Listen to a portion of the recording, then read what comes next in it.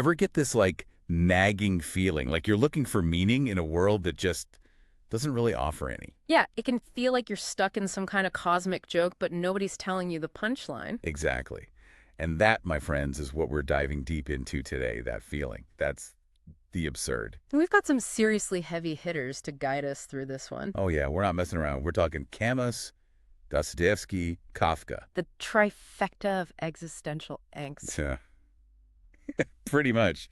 But seriously, we're looking at Camus's essay, The Myth of Sisyphus, Dostoevsky's The Possessed. And even taking a peek into Kafka's worlds with the trial and the castle. Because if anyone knew how to capture the feeling of being lost in a senseless world, it was Kafka. No argument there. But before we get too far ahead, let's start with the basics. What exactly is this absurd we're talking about?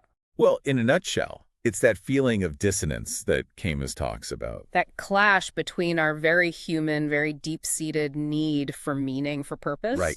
We crave it. We search for it. It's like this primal urge. And yet the universe is just kind of like, totally indifferent.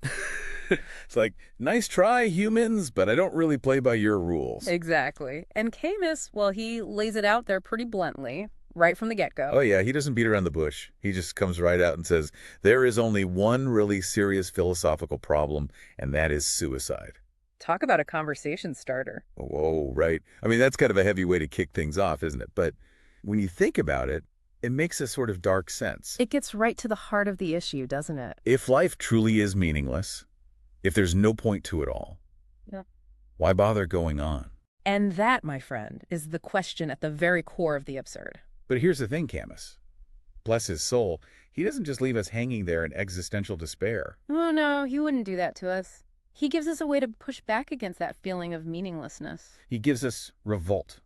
Not in the traditional sense, of course. Right. He's not talking about, like, storming the Bastille or anything. More of an internal rebellion. It's about recognizing that the universe might not care about our need for meaning. But we still get to choose how we react to that. Precisely. We choose to embrace life's experiences, good, bad, weird, the whole shebang, with open eyes and a kind of absurd joy, you might say. Absurd joy. I like it. You know what else I like? How this whole absurd thing, it's not just some abstract philosophy lecture gathering dust on a library shelf somewhere. Oh, absolutely not. This is the stuff of great literature. Exactly. It pops up again and again, especially in the work of Dostoevsky. Talk about a master of the existential crisis.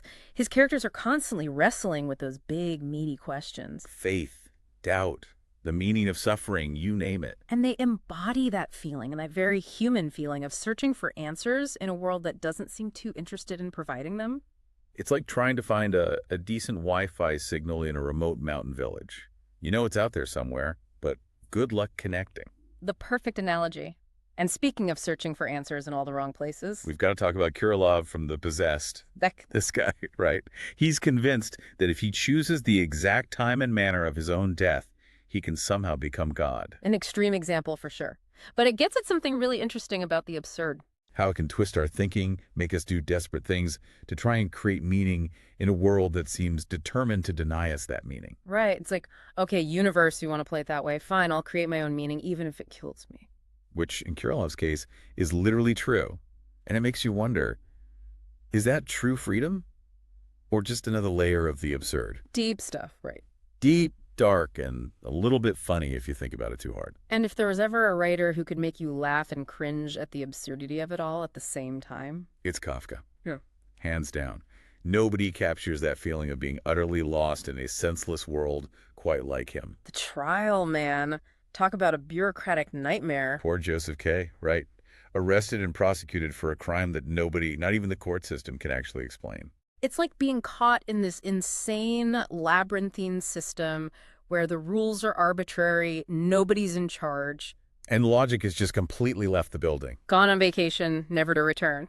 And what's really wild is how relatable it all feels. Oh, absolutely. Even if we're not literally facing down a Kafkaesque trial, we all know that feeling. That feeling of being totally overwhelmed by systems beyond our control. Like you're just a cog in some giant, nonsensical machine. Or like you're stuck on hold with customer service for all eternity. And the background music is just a never-ending loop of elevator music. Oh, God, stop. You're giving me flashbacks. But that's Kafka for you. He just gets it. Yeah. He understands that deep down human fear of being crushed by forces we don't understand and can't control. But here's the interesting thing about Kafka. Even in the midst of all that bleakness, all that absurdity, he offers us these little glimmers of hope, like in the castle. Oh, yeah, the castle. It's like there's this other realm just out of reach, almost mythical. Representing something greater, something that transcends our everyday understanding. Like maybe, just maybe, there's something more beyond all the absurdity. A glimmer of light in the darkness. So here we are with Camus urging us to revolt. Dostoevsky's characters grappling with faith and doubt. And Kafka dragging us through the bureaucratic mud, but then hinting at something more, something beyond. It's enough to make your head spin, right? So where does that leave us? Are we all just Sisyphus, endlessly pushing that boulder uphill? Doomed to repeat the same meaningless task for all eternity? Well, before we jump to any conclusions, maybe it's worth asking ourselves, what if, as Camus suggests, we imagine Sisyphus happy? A happy Sisyphus. Okay, I'll admit it. That's a tough one to wrap my head around. I mean, the guy's stuck pushing a boulder uphill for eternity. Where's the joy in that? Right. It sounds like a recipe for a cosmic nervous breakdown, not happiness. But that's where Camus, he kind of throws us a curveball. He's full of them. Yeah. So what's the secret? How do you make Sisyphus happy? Well, Camus says it's all about those moments when Sisyphus is walking back down the hill, after the boulder's rolled back down and he knows he's about to do it all again. So the happy part is knowing you're about to suffer all over again. Not exactly. It's about the awareness, the conscious choice. Sisyphus, in those moments, he's not kidding himself, right? He knows the whole thing is absurd. But he also recognizes that within that absurdity, he still has a choice. A choice about how he reacts to it. Exactly. He can either be pissed off at the gods, at the universe, at his own dumb luck. Which, let's be honest, would be a totally understandable reaction. Sure. Or he can find a way to embrace the absurdity of it, to find a strange sort of joy in the struggle itself. Okay, so it's like leaning into the absurdity. In a way, yeah. It's not about pretending the situation is any different. It's about recognizing that even within this messed up, meaningless task, you still have some agency. You still get to decide how you're going to approach it. I like that. It's like, all right, universe, you win. This is happening. But I'm not going to let you dictate how I feel about it. Right. It's that little spark of defiance, that refusal to be completely defined by the absurd situation you're in. So Sisyphus, he's like the poster child for absurd joy. But are there other examples? Like, are there other absurd heroes out there we can learn from? Oh, absolutely. Camus points to a few. Don Juan, for example. Wait, Don Juan? The legendary lover? I'm not sure I'm following. It's not about the romance, really. It's more about Don Juan's attitude. Okay, I'm listening. So Don Juan, he embraces every experience fully.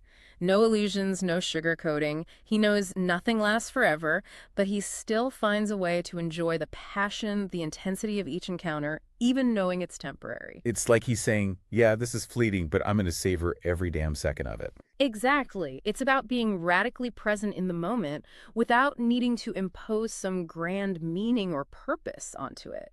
Just experiencing it for what it is. I can get behind that. So who else is on the absurd hero roster? Well, Camus also talks about the actor. Interesting. Think about it. An actor, they pour their heart and soul into becoming someone else, even if it's just for a few hours on stage. They live 1,000 different lives, but none of them are truly their own. Exactly. And there's a certain freedom in that, don't you think? A liberation from this pressure to always be one authentic self. It's like they're highlighting the absurdity of our obsession with finding our one true identity.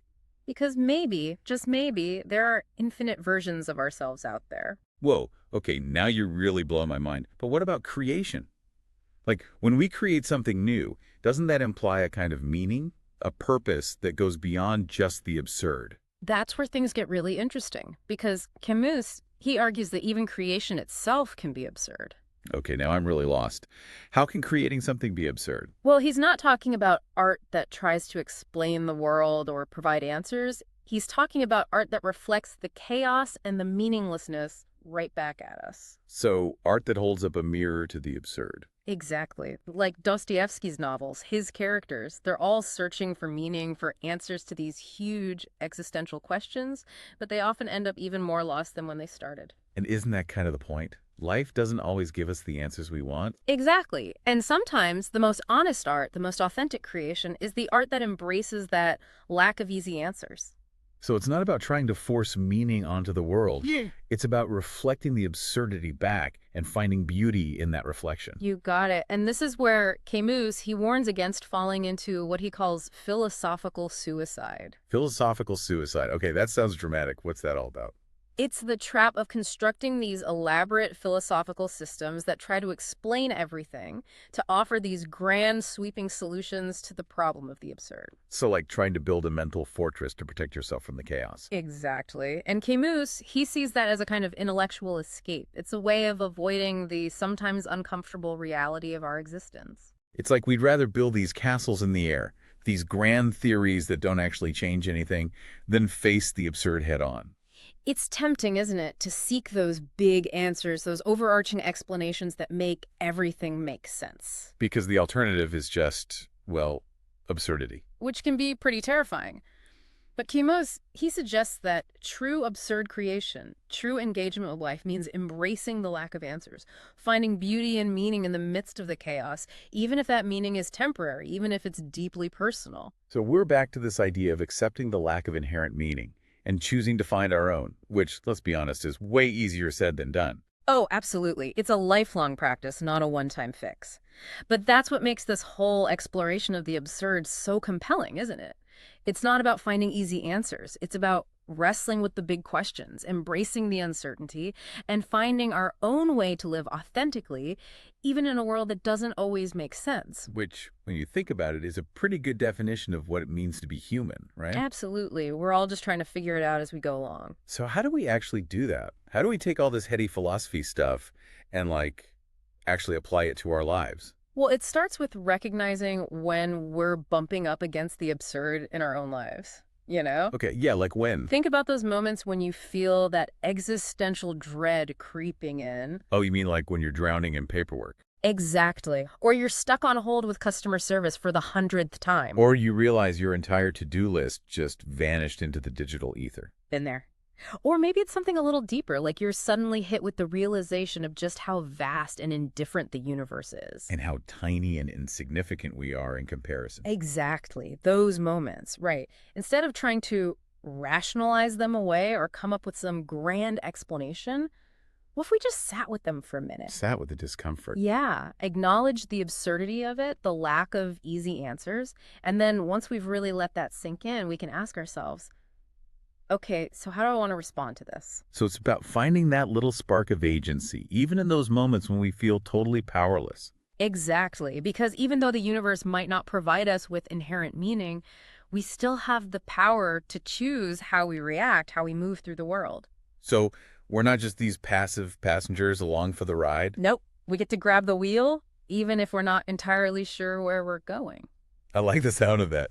But it's still kind of terrifying, right? Embracing the absurdity, I mean. It's like letting go of the need to have all the answers. It's definitely not always easy, but that's where the real joy, the absurd joy that Camus talks about, comes in. Okay, so remind me again, how do we tap into this absurd joy thing? It's about those moments of quiet defiance, those moments when you recognize the absurdity of a situation, but you choose to find a way to laugh at it, to love it even. To embrace the chaos. Yeah. To find beauty in the midst of the messiness. Because ultimately, isn't that what makes life so damn interesting? That it's unpredictable and weird and often doesn't make a lick of sense. Exactly. And maybe, just maybe, by learning to embrace that absurdity, we can find a deeper, more authentic way of being in the world. Wow. Okay, I think I need a minute to process all of that. Take your time. It's a lot to unpack. It really is. But that's what we do here on the Deep Dive, right? We dive headfirst into the big questions, even if they don't have easy answers. And on that note, maybe we'll leave our listeners with one final thought to ponder. If the universe doesn't inherently care about our search for meaning, does that somehow make our own personal search even more meaningful? Until next time, keep those existential questions coming and keep diving deep.